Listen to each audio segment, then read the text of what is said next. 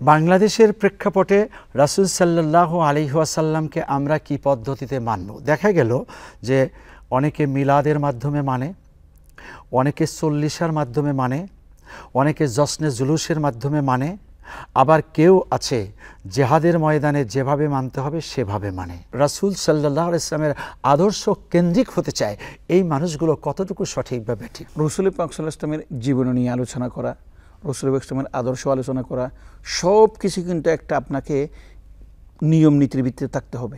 কারণ রাসূল পাক সাল্লাল্লাহু আলাইহি ওয়াসাল্লাম ইরশাদ করেন, মান আহাব্বা সুন্নতি ফাকাদ আহাব্বানি ওয়া মান আহাব্বানি কানা মাই ফিল জান্নাহ।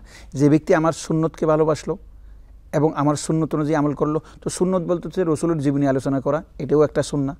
কতটুকু কীভাবে করবেন এটার পদ্ধতি মানতে হবে।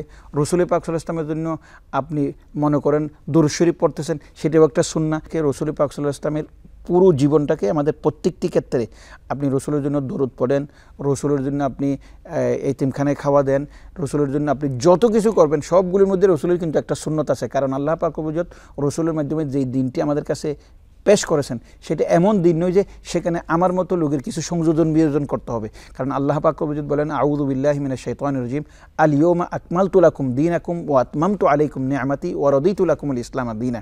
আমি দিনকে পরিপূর্ণ করে দিয়েছি,